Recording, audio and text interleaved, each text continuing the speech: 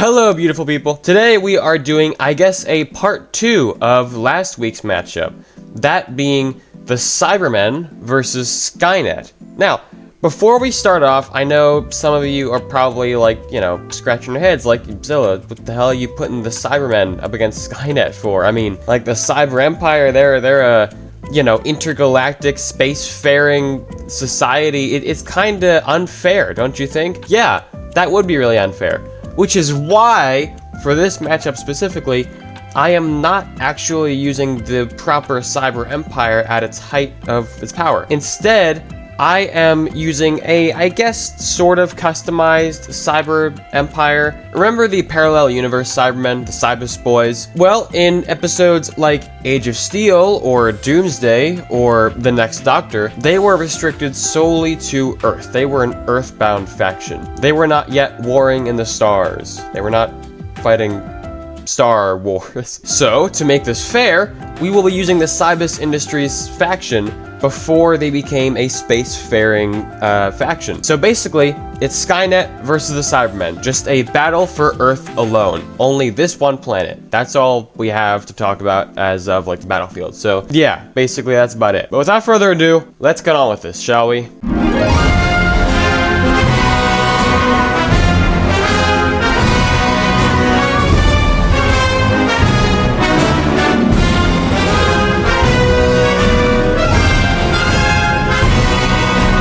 Initially being created by Cybus Industries, the Cybermen, the super duper evil cyborg race from Doctor Who, are the first bad boys we're gonna go over today. The only number that I know we have for the Cybermen at any given time in the show is 5 million. That 5 million being the Cybermen that crossed over into the home universe from the parallel universe in Doomsday, because they used the void to cross, forget about that. There's 5 million Cybermen as a whole, total, in the very beginning. Those 5 million Cybermen are bulletproof, as we went over in the previous video. They also have superhuman strength, able to kick down doors with ease, chop through ice. I think they could very easily ragdoll people, break human hands, same things that we've seen other Cybermen do before in the past. They are capable of being taken out with heavy weaponry, like bazookas, for example. And as we've seen in the past, energy weapons, they didn't hold up well against, but again, those were Dalek weapons, which are historically very powerful. But as we said in the last video, Skynet weapons, like their plasma rifles, I think they will hold up for at least 1, maybe 2 shots before being put down. Cybermen are pretty intelligent and very much capable of fighting wars in ways that would be deemed non-conventional. Whenever the Cybermen deem it necessary, they go into hiding, rebuild their forces, their empire, and come back out stronger than ever. They are also capable of learning to use and tinker with alien and foreign technology. The Cybus boys, specifically, were able to use Dalek technology to escape the void and find themselves in Victorian London. And while they were in Victorian London, they managed to use the resources available to them to create a Cyber King, which is a massive Dreadnought class ship. Or is it really a ship? I don't know. It's described that way. Doesn't matter. It's a giant robot. The Cyber King, as we saw in Victorian London, was made with primitive technology, so it probably wasn't at the peak of its power that the Cybusmen intended it to be.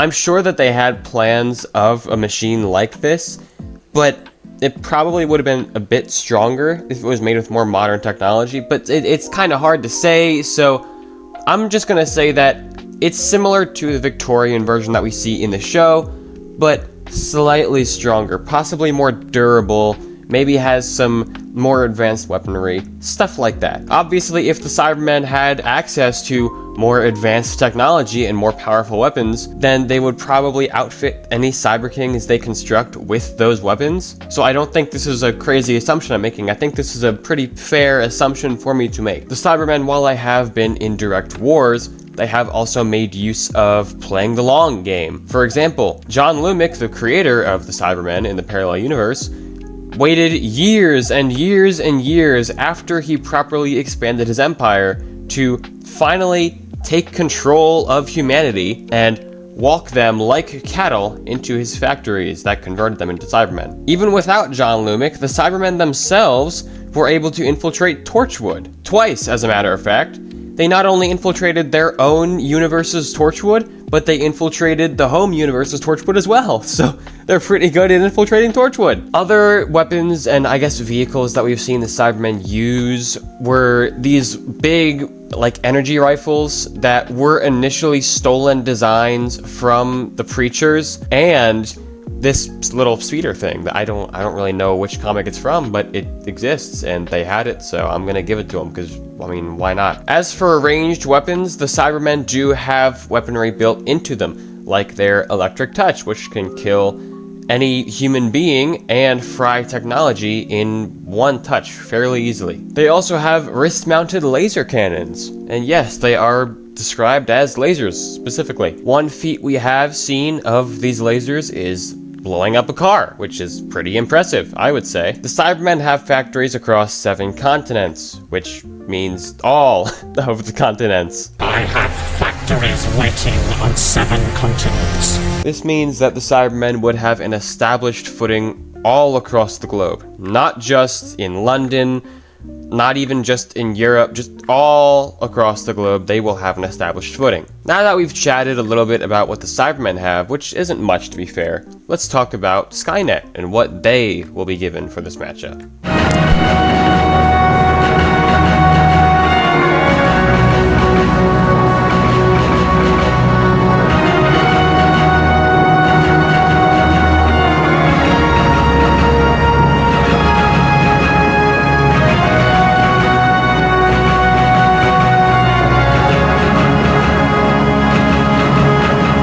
Created by Cyberdyne Systems to operate unmanned military hardware, Skynet was an intelligent AI, whose intelligence is honestly kind of debatable, that was meant to stomp out the flaw of human judgment in warfare. And unfortunately, it was one of the biggest mistakes humanity could have possibly made. I am no expert on the Terminator series, okay? I've only made one video featuring the Terminator. I plan to make more videos featuring Skynet or Terminators, but as of right now, I am only using the knowledge that I understand from the original Terminator timeline. None of this other new bullshit. I don't understand any of that. So if I get something wrong, correct me in the comments. If I leave anything out, correct me in the comments, but I'm gonna do my best here. First and foremost, let's talk about Terminators. So there are different kinds of Terminators that had been used all throughout the war. Like T-600s are one model, my favorite actually, for one example. And then you have the T-800s. For this scenario, I will be saying that the primary model in use right now is the T-800. Skynet didn't really have a whole lot of variety in their units. Like, they really only used their most recent Terminator models. They had tanks and stuff, we'll get to that later, but they really only used, like, the T-800 for basically everything. They used it for infiltration, and they used it as, like, on-the-ground grunt units, which is fine. I mean, the Cybermen don't have a lot of variety either, but I find that kind of strange. I mean, the T-800, I feel like you should make all these robots that suit different roles and specialize in each one, but that's just me. Skynet does whatever it does. Who cares? T-800s have survived multiple grenade launcher blasts, one even at close range.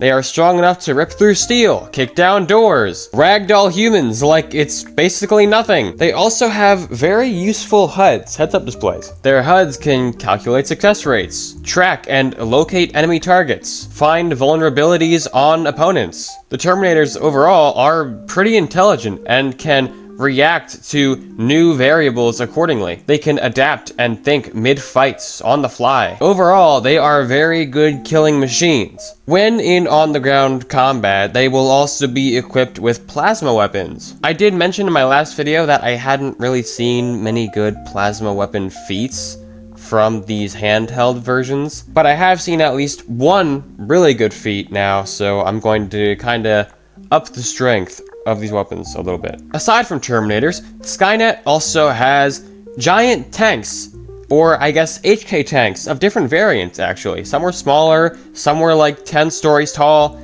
and the 10-story tall ones could basically vaporize people with a single blast.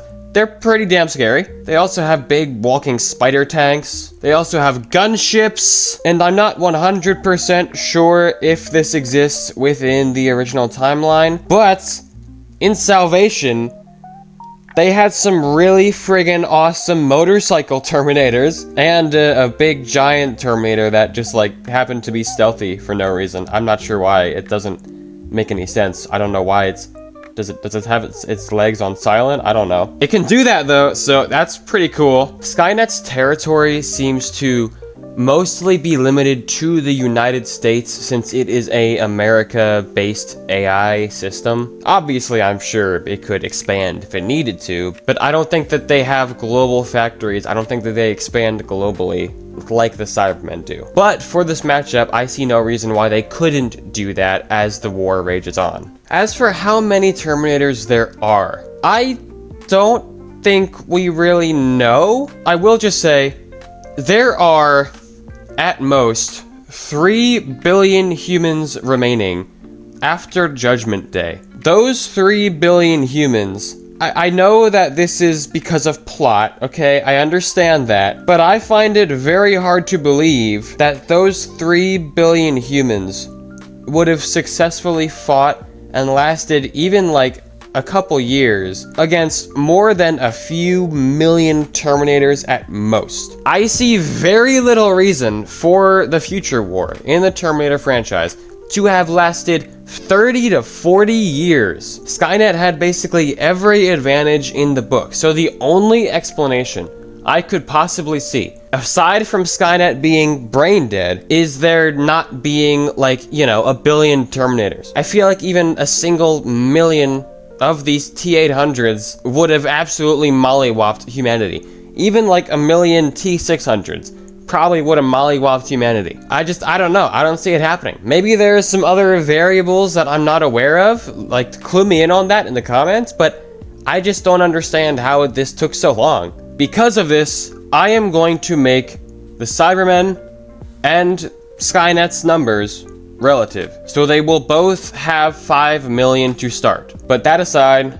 let's get to a verdict. So this whole conversation is a little bit weird to me. First and foremost, I can't really come up with the proper scenario and then keep the fight fair. If we want to say, for example, hey, let's take the Cybermen and put them in the Terminator universe. So let's say Cybus Industries is an existing corporation within the Terminatorverse, and then, you know, Cybus Industries uses their ear pods and they start converting humans. But then, Judgment Day happens and Skynet, like, nukes the Earth and everything's just destroyed, and, like, there go the Cybermen. They haven't even gotten out of the womb yet and they're already dead. So for the sake of actually having a fight without either side, like, immediately killing the other before they actually even, you know, start spreading, I'm just going to say that the Cybermen have established themselves already. They have 5 million. They have their factories all around the globe. And Skynet is starting in the US, so they have less territory, but they also have 5 million within the US, so they both have equal numbers and they are both able to expand. Something I think is quite interesting here is the way both units will recruit, or I should put recruit in quotations. Skynet obviously just has to build Terminators and robots and tanks. It's all automated. They don't really have to worry about, you know, finding bodies. The Cybermen, on the other hand, they will likely have to worry about finding bodies. Now, how can we do that?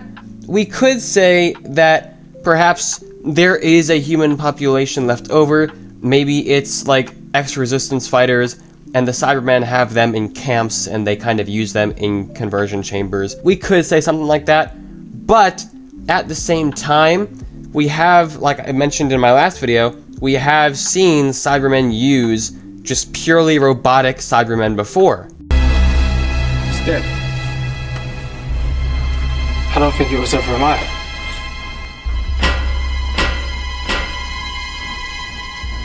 It's empty, no brains, just the robot suits for display. It's moving! It's so dead! The robot suit's still a good robot.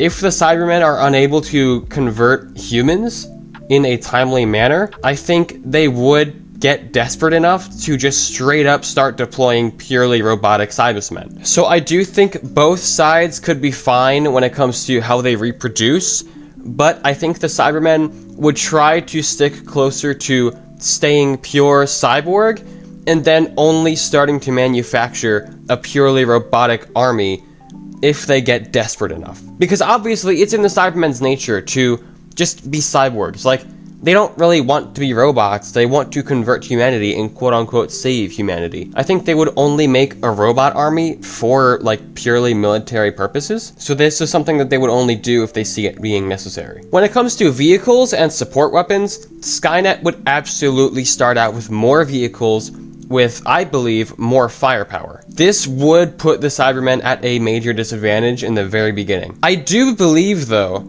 that this would kind of balance out over time. To me, this war is going to be rather interesting because you have both sides that are very good with technology. They are very good with tinkering with foreign technology too. The first thing both sides would do is examine each other's technology and see if they can replicate the parts of that technology that are better than what they already have. Therefore, if Skynet's plasma weapons are in any way better than the Cybermen's lasers, they would just straight up start using those plasma weapons. If the Cybermen realize, hey, we need some more tanks and air support to cover our asses when Skynet's got these big HK tanks and gunships rolling around, they would start developing their own tanks and gunships and technology similar to that Skynet uses. One major flaw that the Cybermen do have is their emotional inhibitors. The emotional inhibitors have been used against them before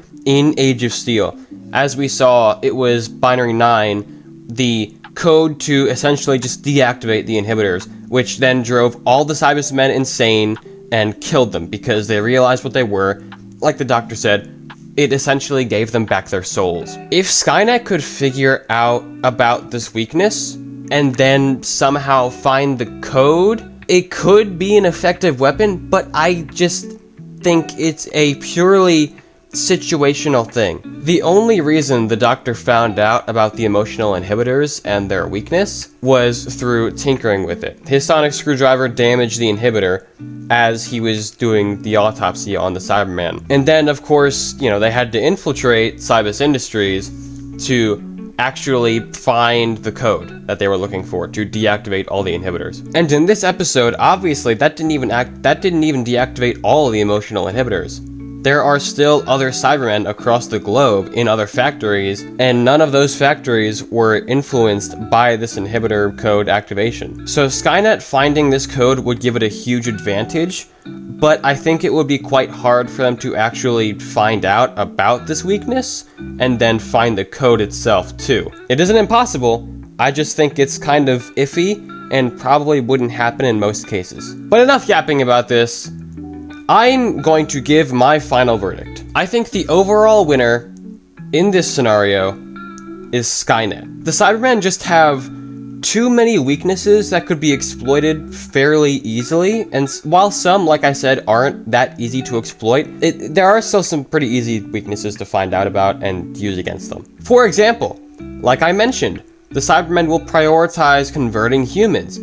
Obviously, there are a limited supply of humans on Earth, and to breed and farm humans will take time, years actually, decades. Skynet's war with humanity did take decades. It took 30 to 40 years.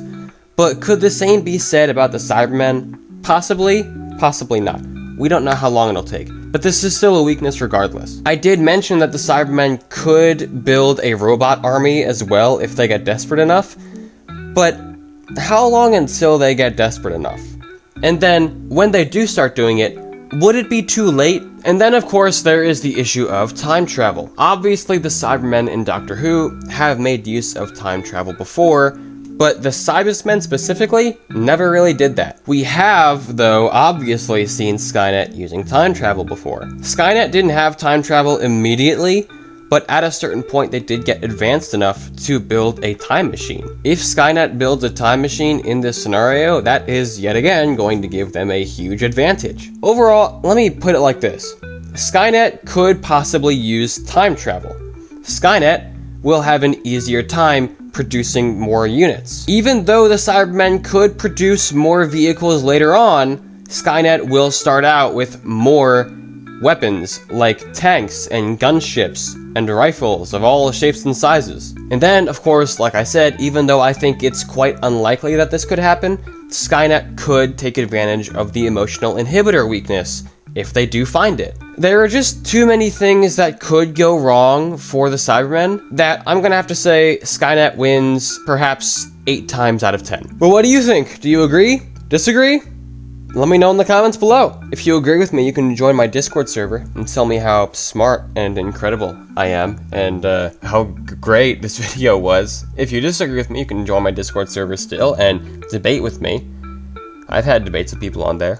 Some of them end well, some of them don't. But go ahead, join the server, debate me, argue with me, yell at me, tell me you love me, all that kind of cool stuff. I love that when that happens. It's really funny. If you're interested, go check out the last video I did featuring the Cybermen and Skynet. Or, if you still like the Cybermen and just the Cybermen, go check out this video, where I put the Cybermen against the Halo universe, like the entire verse as a whole, at the time of Halo 2, specifically. Anyway, that's all I got for today. So, get out of here. Come back next week. I love you. Bye-bye.